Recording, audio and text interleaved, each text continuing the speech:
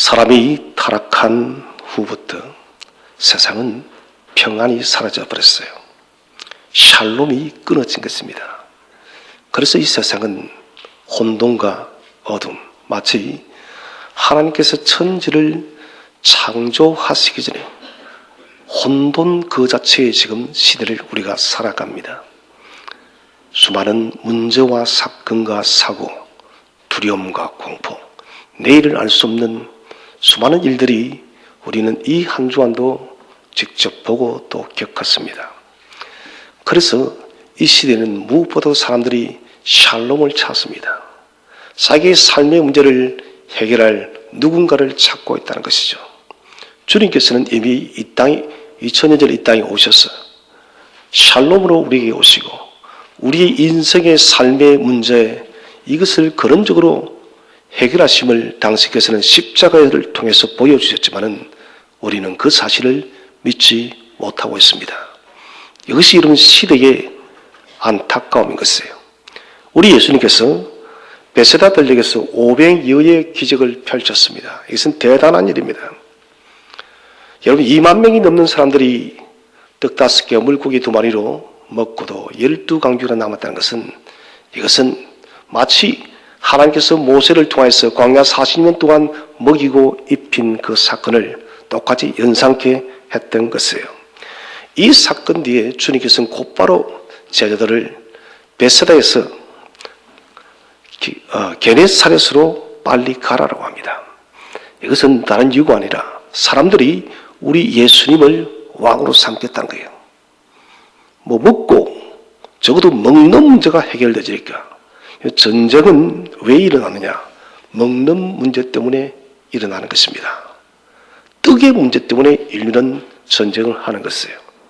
그런데 우리 주님께서 세상에 떡 5개와 물고기 2마리로 그렇게 사람을 먹였으니 주님을 쫓을 수밖에 없지요. 그래서 주님께서는 빨리 이 베세다를 떠나게 되어집니다. 그런데 제자들을 띄워놓는 것이에요. 갈릴리 바다는 아주 평상시에는 맑고 아름다워요. 그런데 갑작스럽게 광풍이 일어날 때가 많습니다. 이 풍랑이 잦은 이유는 말 그대로는 갈릴리 바다는 해수면이 육지보다 200m가 낮습니다. 마치 움푹 파인 웅덩이와 똑같은 것이에요.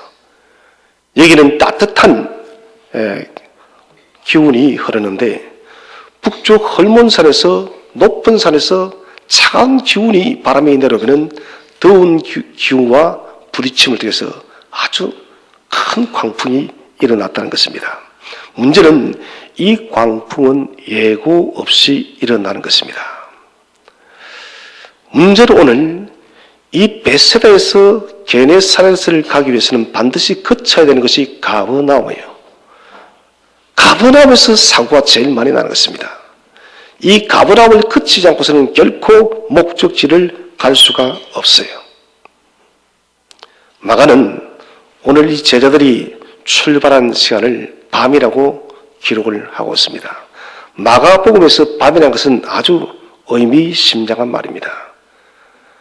밤은 로마 시대 때 4경으로 구분했습니다. 1경은 오후 6시부터 9시, 3시한단입니다. 2경은 9시부터 12시, 3경은 12시부터 3시, 4경은 새벽 3시부터 6시, 새벽이 아니죠. 오늘 본문에 보니까 밤 4경, 아마도 밤 3시쯤 된 것 같아요. 가장 깊은 밤이에요. 마가복음에서 밤이란 것은 말 그대로 절망의 시간입니다. 아무런 희망이 없는 고통과 암울한 그 모든 것들을 나타낼 때 밤이라고 마가는 표현을 하고 있습니다. 주로 제자들도 항해를 할 때 밤중에 항해를 많이 합니다. 밤에 홀로 항해하는 제자들의 모습을 통해서 우리는 고난받는 우리의 오늘날의 삶을 바라보게 됩니다. 주님 없이 떠나 주님 없이 살아가는 현대인들의 그 고독들을 우리가 보는 것이에요. 그 큰 풍랑을 만나도 아무런 도움의 구석도 없고 그 풍랑을 이길 수 없는 버려진 인간의 실존을 우리는 밤을 통해서 본다는 것이에요. 이것은 주님 없는 세상입니다. 그 다음에 등장하는 장소가 오늘 갈릴리 바다입니다. 바다는 아주 의미심장한 것입니다. 밤과 바다. 바다는 이스라엘 백성에게는 공포의 대상이었어요. 그것은 이들의 직업이 주로 목축업이었기 때문에 바다는 그렇게 큰 관련이 없습니다. 고작 그들은 갈릴리 마치 호수와도 비슷합니다. 갈릴리 바다가 그들에게는 전부이란 것입니다. 거대한 그 바다에 대한 공포는 이들은 큰 두려움이었다는 것입니다. 유대인들은 바다는 익숙하지 않아요. 홍해를 건널 때 그들은 보았습니다. 바다가 얼마나 무서운지. 하나님께 홍해를 갈라놨는데 그들 뒤로 이스라엘을 쫓아오던 애굽의 그 병거와 군사들이 그대로 바다 안에 수양되어 그들은 보았어요. 바다는 고대인들에게는 두려움과 혼돈을 의미한다는 것입니다. 그래서 하나님께서 성경을 통해서 바다를 이기시는 여호와에 대해서 아주 많이 나타내고 있습니다. 하박국 3장 15절을 우리 한번 다 함께 합독하도록 하겠습니다. 시작. 주께서 왜 하박국은 주께서 말을 타시고, 이런 말은 왕이 타는 것이에요. 전능하신 하나님께서 왕이 되셔서 우리 사람의 성도의 모든 두려움 되어지는 그 바다를 발로 밟으셨다는 것이에요. 그래서 요한계시록에는 바다가 다시는 보이지 아니하고 새하늘 같이 땅에는 바다가 없다는 것은 무엇을 말하냐면 하나님의 나라에는 더 이상 바다와 같은 그 공포와 두려움과 혼돈이 없다는 것입니다. 여호와는, 하나님은 바다를 그 발로 짓밟으시는 전능한 하나님이시며 사람의 모든 두려움과 공포를 해결하시는 분이 바로 여러분 바다를 정복하시는 하나님이세요. 또 우리가 이사야 27장 12절을 함께 한번 합독하도록 하겠습니다. 이사야 27장 1절입니다. 시작. 그날에 여호와께서 그의 견고하고 크고 강한 칼로 날렘뱀 리오야단 곧 꼬불꼬불한 뱀 리오야단을 벌하시며 바다에 있는 용을 죽이시리라. 아멘. 우리나라도 여러분 세계가 다 마찬가지예요. 바다에는 신이 산다고 믿어야 안 믿어요? 우리나라는 뭐가 산답니까? 용왕님이 산다. 용왕님은 좀 착한 걸로 알고 있는데, 이 고대 근동에는 또 똑같은 바다신이 있다는 것입니다. 그 바다신이 자기가 좋아하는 사람이 오면 아주 고기를 풍요롭게 잡게 하고, 자기가 미워하는 사람은 큰 풍랑으로 덮는다는 것입니다. 그래서 미신적인 이야기인데, 그런데 성경 속에는 이런 것을 통해서 우리에게 말씀하십니다. 오늘 밤에 바다에 보니 꼬불꼬불한 뱀 리오야단, 이것은 용입니다. 곧 즉 그리스도시요. 그리스도인을, 성도를 모든 것을 핍박하고 고통스럽게 하고 아프게 하는 대적의 세력이 바로 이런 리오야단이에요. 이것이 어디서 나옵니까? 바다에 있는 용을 죽이시리라. 이스라엘은 이 두려운 적 그리스도, 자기의 모든 삶을 짓밟고 무너뜨리는 리오야단, 그 당시는 바로 로마입니다. 하나님께서, 메시아께서 이 로마를 좀 이겨서 우리에게 자유를 주었으면 좋겠다. 그들은 바다 같은 공포의 삶을 살면서 늘 메시아를 그렇게 대망해 왔다는 것입니다. 이사야에서는 기록하고 있습니다. 바다에 있는 용을 죽이시는 하나님, 사랑하는 성도 여러분, 주님은 오늘도 저와 여러분을 찾아오셔서 밤과 바다 같은 저의 인생 속에 생명의 빛을 비추어 성리하게 할 줄로 믿으시기를 바랍니다. 오늘 제자들의 밤과 바다는 고난과 두려움, 공포, 모든 절망이 함축되어진 단어입니다. 이런 삶의 현장에 주님께서는 그때나 지금이나 우리를 찾아오는 것입니다. 세상의 이름 속성이라는 것은 밤과 바다예요. 제가 늘 자주 말씀드리지만은 천국 가면 오른쪽이라 했어요, 왼쪽이라 했어요. 무조건 오른쪽이에요. 하나님 사람은 빛은 오른쪽이에요. 이건 성경입니다. 그리고 어둠은 왼쪽이에요. 그리고 예수 그리스도는 오른쪽이에요. 그리고 즉 그리스도는 왼쪽이에요. 이건 성경에 나오는 것이에요. 양은 오른쪽이요, 염소는 왼쪽인 것입니다. 이 세상의 속성은 항상 어둠입니다. 왼쪽이에요. 그렇다고 왼손잡이 상처받지 마시고요. 성경이 그러니까 본질이 밤과 바다입니다. 길이 보이잖아요. 수많은 두려움과 아픔이 도사리고 있는 곳이 바로 지금 저와 여러분이 살아가는 밤과 바다의 인생, 여러분 밤과 바다의 인생이 여러분 환해지리라, 파라다이스 되리라, 나무는 되리라, 이런 기도를 하지 마십시오. 그건 찾아오지 않아요. 어떤 정치인이 들어서도 그런 시대는 오지는 않습니다.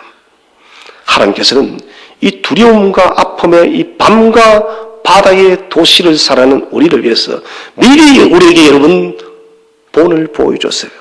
그것이 바로 우리가 수없이 들었던 광야 40년입니다.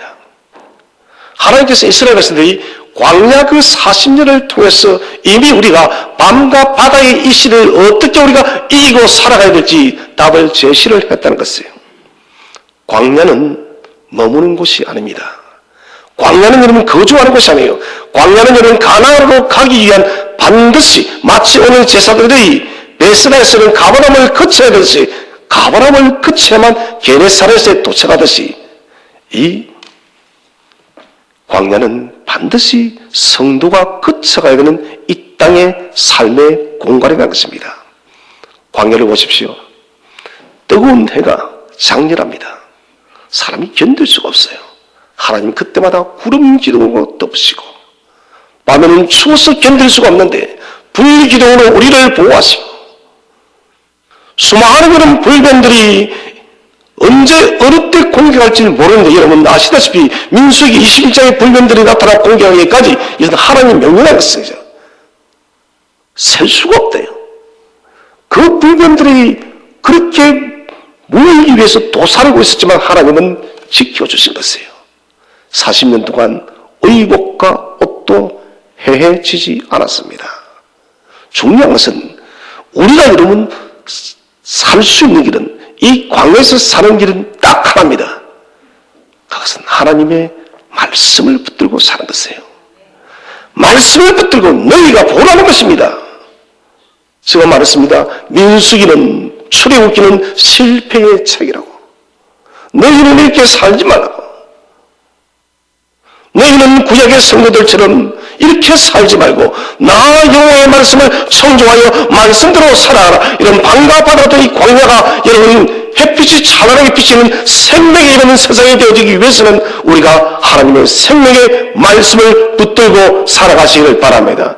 이것이 유일하게 우리가 밤과 바다를 이기는 지혜인 것입니다.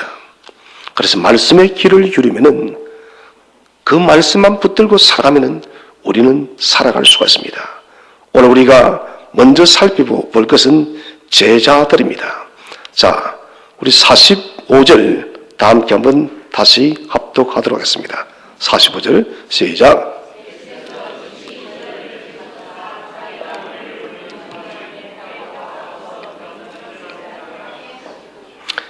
자, 오늘 이 항해 때에 예수님과 제자들이 함께 갑니까? 떨어져 갑니까?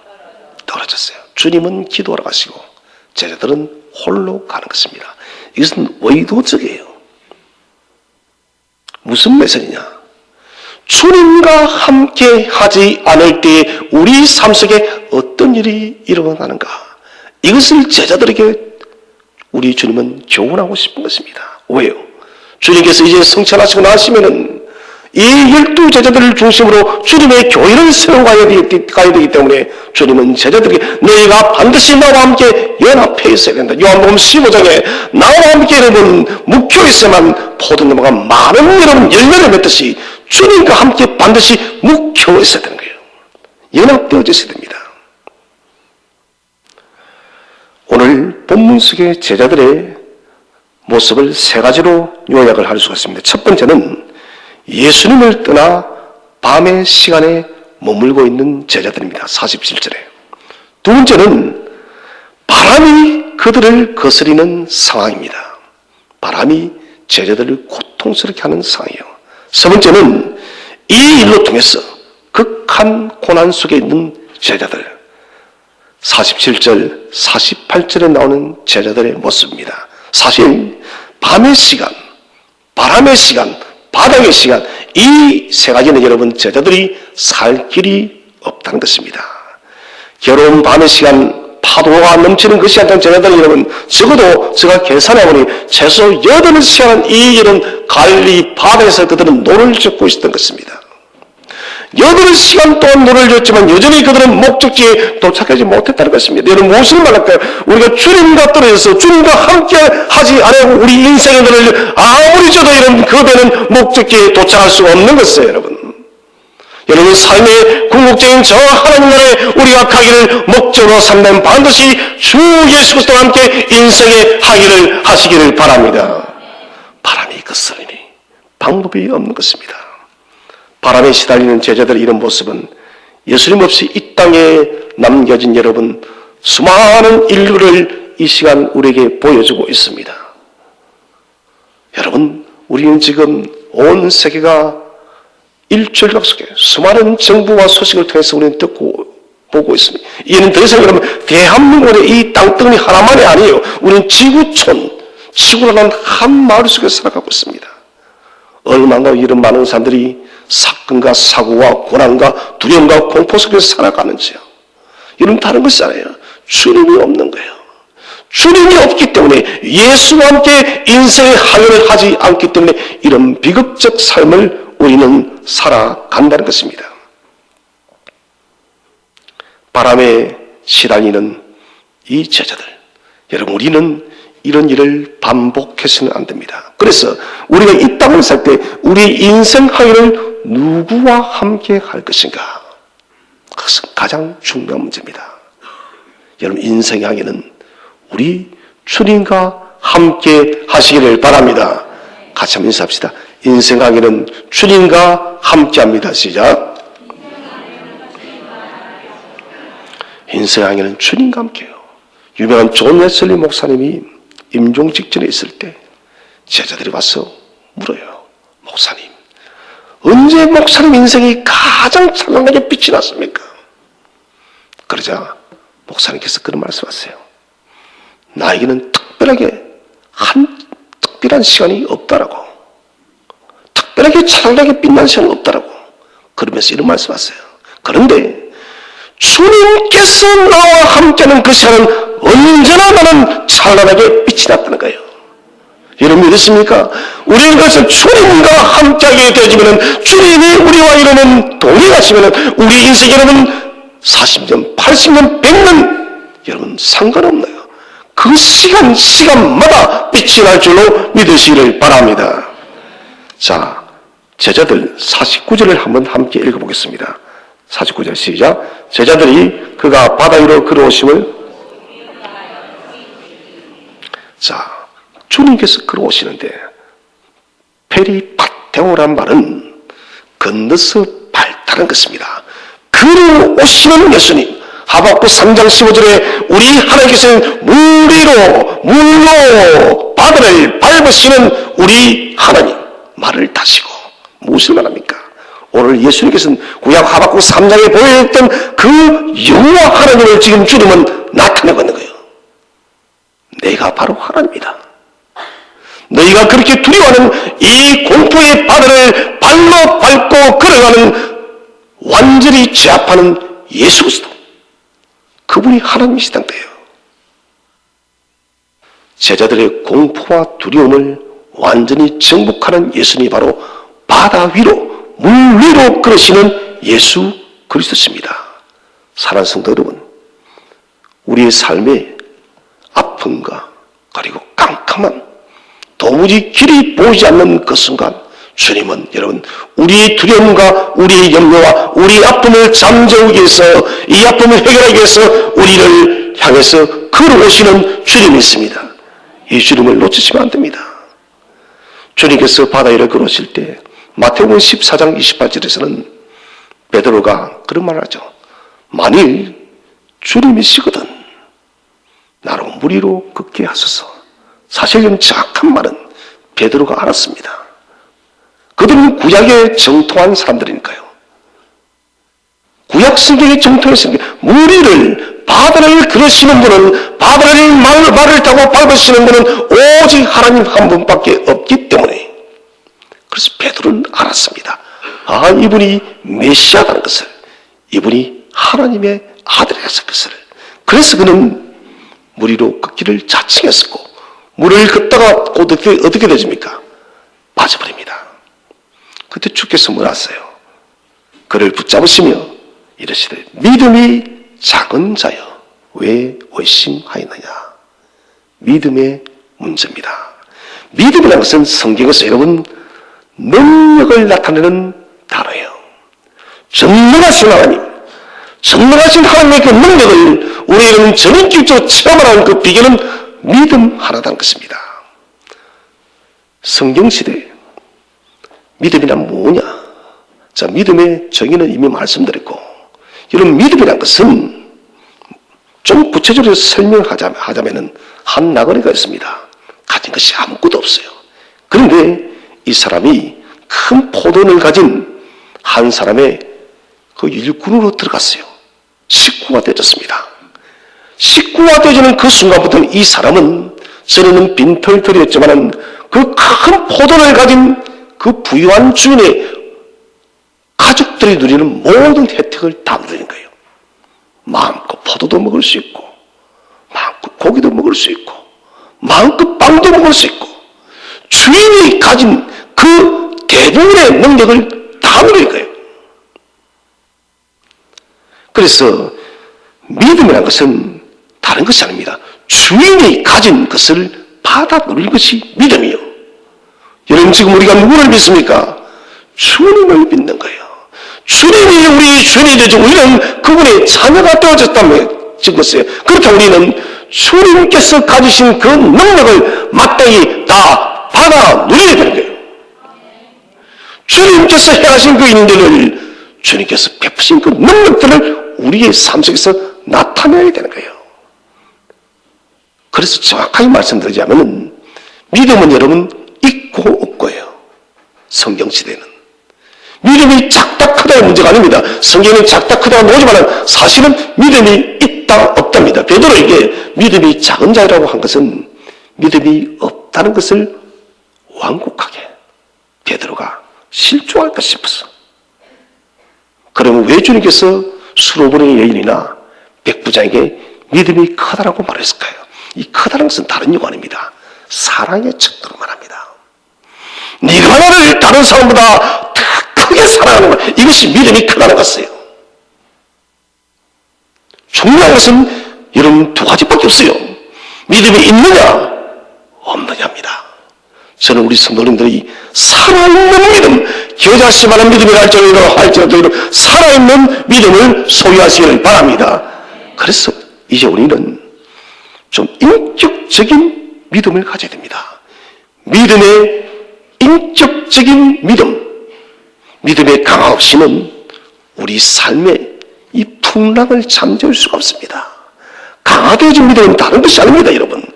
주님과 연합되어질 때 정말 여러분 정금처럼 연단되어진 살아있는 믿음이에요.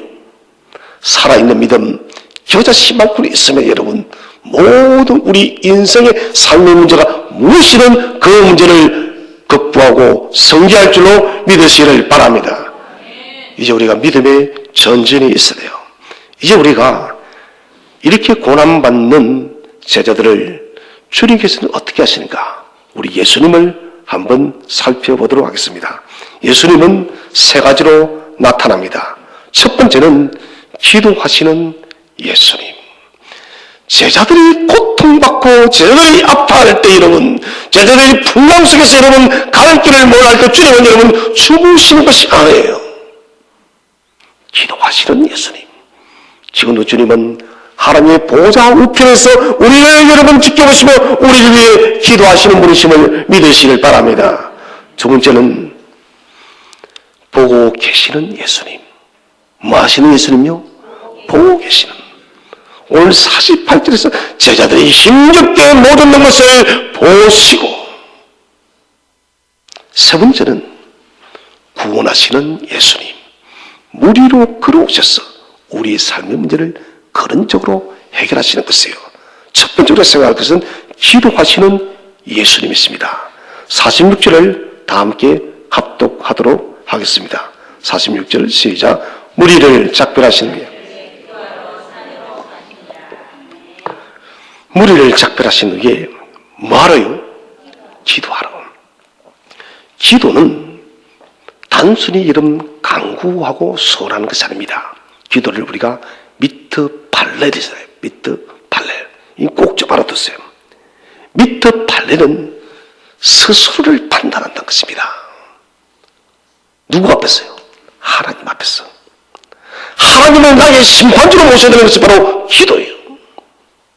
우리가 생각하는 하나님 이것 주세요 저것 주세요 이게 기도가 아니라 하나님 앞에서 나를 스스로 살펴보는 것. 하나님을 나의 심판주로 모시고 나를 꼼꼼히 살펴보는 거예요. 한 걸음 더 나가서 나를 제물로 드리는 것.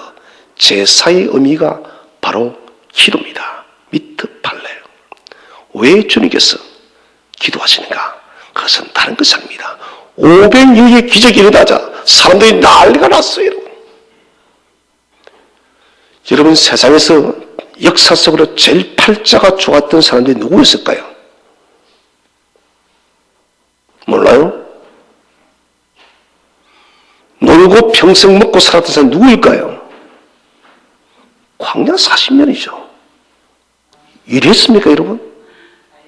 안 했어요. 저도 때는 생각해요. 일 안 해도 먹고 살 팔자면 나도 조금 그리 사람 좋겠다고. 아침에 눈 뜨면 만나가 내리죠. 낮에는 주님께서 구름 기둥이 멈춰있으면 멈추면 되고 구름 기둥이 가면 되고 옷이 의복이 떨어져요. 옷도 안 떨어져. 매일 새거라 이거는. 빨래하지 않아도 돼요. 빨래 안 했어요 여러분. 세수 안 했어요 여러분. 머리 안 감았어요 여러분. 그런데 가렵지 않아요 이상하게. 신비 자체입니다. 신발도 상하지 않아요. 이 세상 팔자 좋은 사람들이 여러분. 여러분 우리도 만약에 주님께서 이 땅에 탁 찍어 나타났어. 세상에 심상문 목사님이 밥을 한 그릇밖에 안 했는데 미국 주님께 축사했을 때 그냥 이거는 먹고 남을 정도가 아니에요 이는데 얼마나 좋겠어요 여러분. 500여의 기적을 베풀어 줬더니 여러분 사람은 난리가 난 거예요. 진짜 주님을 예수님을 우리의 왕으로 삼자라고. 여러분 주님도 마음이 흔들리는 거예요. 왜? 겟세마네 동산을 기도하실 때 뭐라 기도합니까? 아버지여 하실 수 있거든 뭐라고요? 이 잔을 내게서 피해가게 해달라고. 주님도 이 십자가의 잔이 고통스럽다는 것입니다.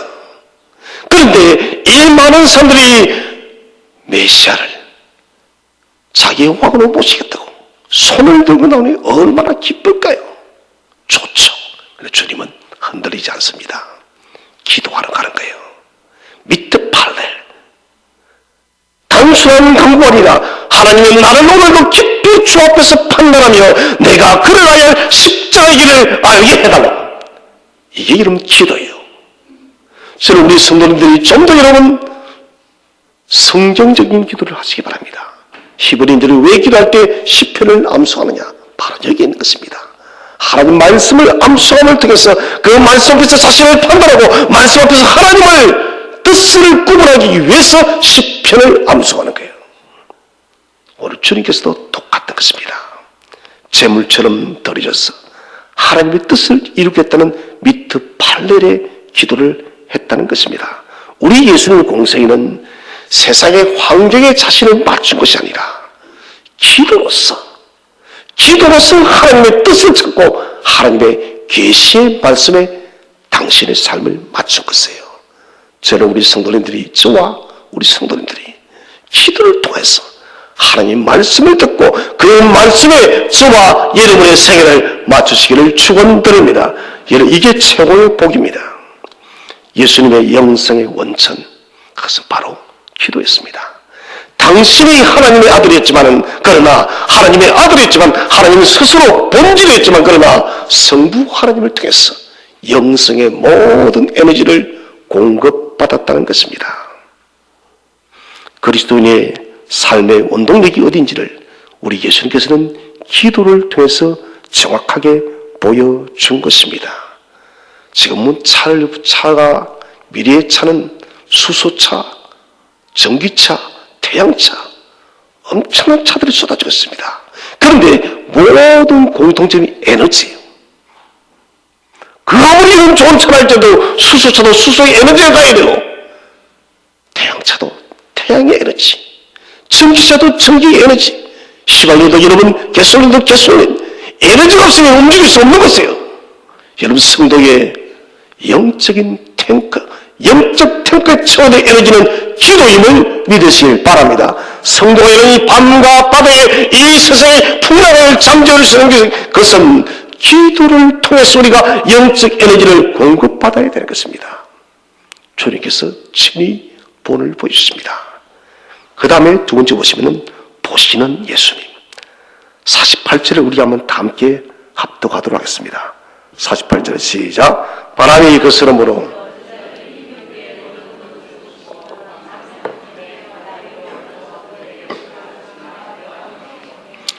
노젓는 것을 보시고, 거기에 꼭 언더라인을 적어놓았어요. 보시고 안다는 것이에요. 이해한다는 것입니다. 알고 이해하고, 주님께서 뭡니까? 우리의 모든 이 고통받는 것을 지식적으로 아는 것을 넘어서 경험적으로 안다는 거예요. 이건 출애굽기 3장에 주께서 이스라엘 백성의 그 고통을 보고 학대받는 것을 보고, 그 다음에 이스라엘 그 학대받는 그 고통을 알고, 그 다음에 친히 듣고, 그래서 어떻게 했습니까? 내려오사 어떻게 했습니까? 6월절 인양으로 건져내서, 그 다음에 인도하여 저 가나안 하는 나라로 데려가야 하노라. 이것이 여러분 오늘 성실하신 예수 그리스도를 통해서 완전히 성취되었음을 확신하시길 바랍니다. 출애굽기에 보였던 구약의 그 하나님이 보고 듣고 알고 내려오시고 건져내고 인도하여 데려가신 주님 하나님께서 이제는 직접 사람으로 오셔서 우리의 고통을 보고 듣고 알고, 저와 여러분의 고통의 사명들을 보고 듣고 알고 계시는 예수님이 있어요. 그분이 십자가에 며 달려서 우리를 건져내고 성령 하나님을 보내어서 우리를 이 땅에 있는 생명 다하는 그날까지 우리를 인도하여 저 하나님 나라로 인도할 줄로 믿으시길 바랍니다. 여러분, 이분이 바로 우리 예수님이세요. 우리를 보고 계시는 예수님, 저는 이것을 보면 얼마나 위로가 되는지요.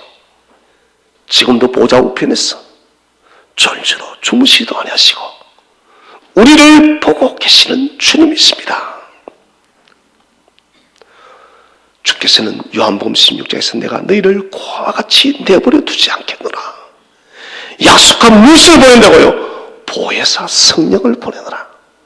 위로자, 우리가 이 밤과 바다의 이 현단한 인생을 우리가 살 줄을 주님은 다 아시고 위로자 성령을 보내어서 밤과 바다 같은 우리의 인생을 위로하시는 주님이십니다. 여러분, 그러므로 우리가 여러분 힘을 내야 된다는 것입니다.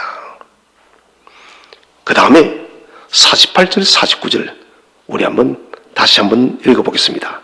48절 49, 48절 읽었지만 한번 읽겠습니다. 시작. 바람이 거스름으로 제자들이 힘겹게 노젓는 것을 보시고 밤 사경쯤에 바다 위로 걸었어.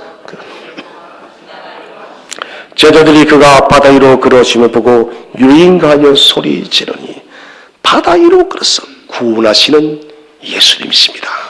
이런 바다 위로 걷는다는 것은 신의 자기 계시, 하나님의 자기 계시랍니다. 여호와의 자기 계시. 구약에 지금 말씀드렸습니다. 바다를 잠자게 하시는 하나님. 그런데 예수님께서 지금 이 공포의 바다 위로 걸어온다는 것은 예수님이 하나님이시다는 것을 메시아 선포를 한 겁니다. 내가 하나님이야. 내가 메시아야. 너희는 더 이상 두려워하지 말라는 것입니다. 이 인생의 항해가 아무리 밤처럼 깊고 어둡고 바다처럼 강포하다 할지라도 내가 이 밤과 바다를 잠재우는 메시아야. 예수가 메시아이심을 공적으로 선포하고 있다는 것입니다. 숨긴 것이 아닙니다. 모세에게는 하나님은 당신의 등만 보였어요. 그런데 오늘 주님은 전격적으로 저와 여러분을 찾아오시고 자신의 모든 것을 계시하였음을 믿으시기를 바랍니다. 여러분, 갈릴리 바다 위를 걸어오신 주님은 이 66권의 성경을 통해서 더 구체적으로 찾아오심을 확신하시길 바랍니다. 얼마나 감사하신지요. 베이로 오셔서 자신이 하나님이심을 완전히 계시하시고 내니 안심하라, 내니 두려워 말라. 저는 이 말씀이 너무 좋습니다. 내니 나는 나다, 내가 그다. 이것은 에고에임이라는, 에고에임이, 한번 따라합시다. 에고에임이. 이 뭐 좀 말이 좀 이상하죠. 아이고 에임이. 에고는 나다, 나는 에임이, 나는 나다예요. 이제 구약의 출애굽기 3장 14절에 모세가 당신은 누굽니까? 뭐랍니까? 나는 스스로 있는 자다. 아니후랍니다. 이는 히브리어. 아니후 똑같단 말이에요. 아니후로서 나타나신 여호와가 오늘 에고에임이 예수님으로 나타난 줄로 믿으시길 바랍니다. 얼마나 놀랍습니까?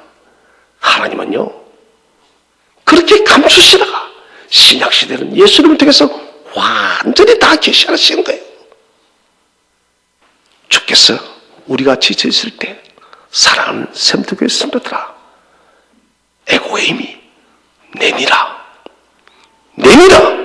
이제는 두려워하지 말아라. 이제는 염려하지 말아라. 오병이어를 통해서 예수님은 당신이 하나님이심을 계시하시고 다시 바다를 이기심을 통해서 오병이어가 먹이시는 생명의 떡이신 예수님이시라면 오늘 바다 위로 걸으시는 이적을 행하시는 주님은 여러분, 우리 인생의 모든 두려움을 제거하시고 샬롬을 주시는 예수님을 나타내심을 믿으시기를 바랍니다. 여러분, 사람이 여러분 육신의 떡으로만 사는 것이 아니라 샬롬이 있어야 된다는 거예요.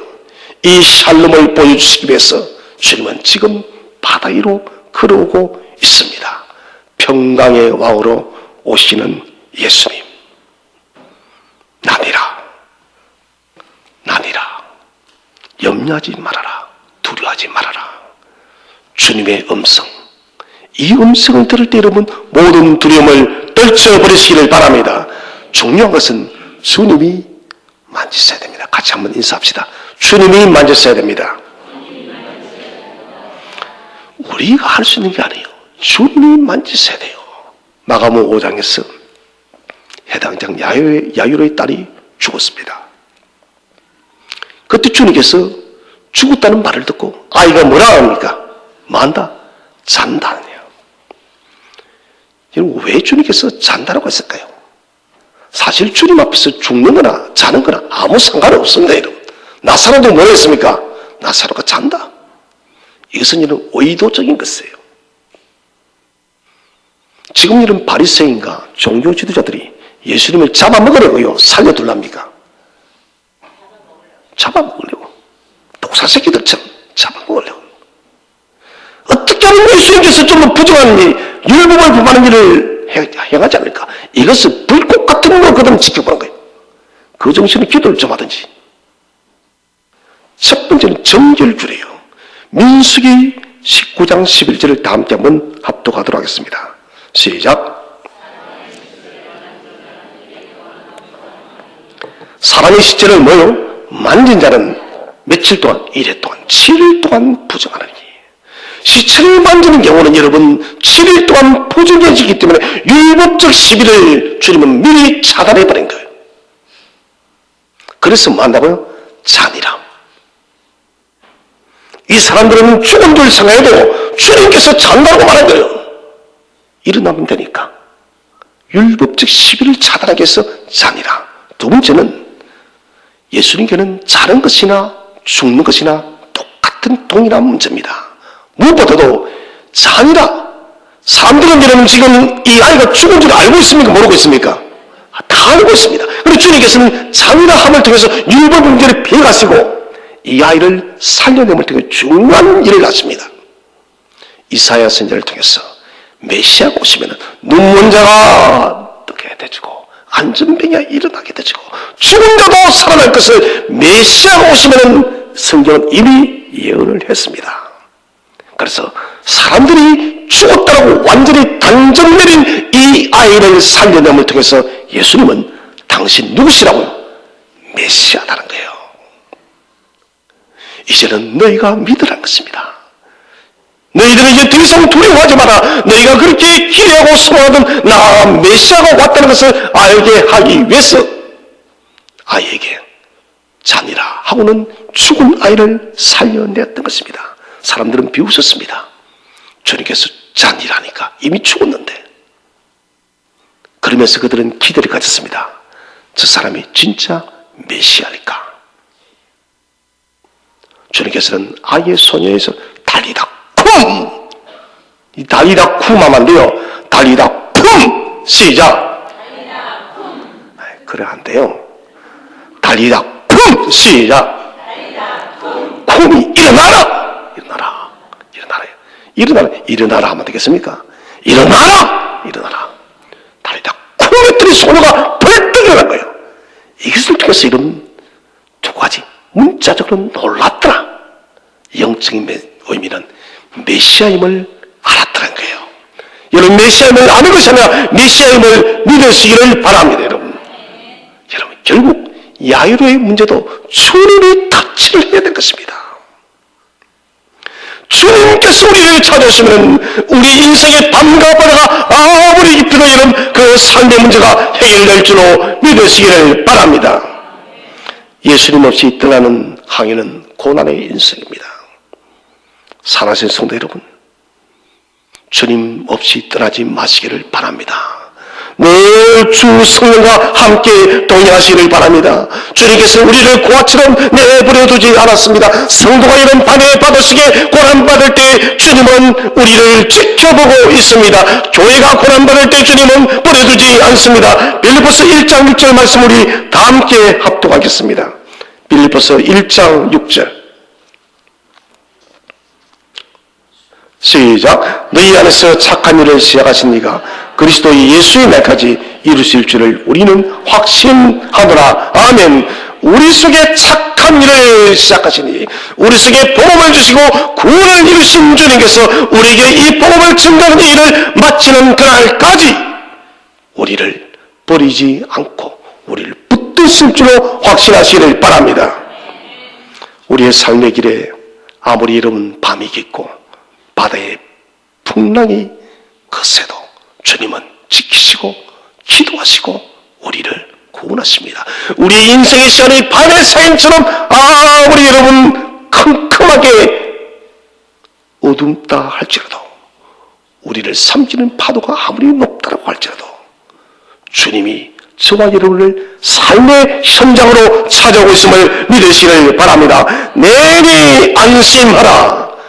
이 말씀이 오늘 저와 여러분의 생명의 말씀이 되시기를 바랍니다. 그러하여 주님의 이 말씀을 붙들고 주님과 함께 손을 잡아서 이 밤바다 같은 이 험난한 세상을 주 예수 그리스도의 이름과 능력으로 승리하는 우리 모든 교우들 되시기를 주의 이름으로 축원드립니다.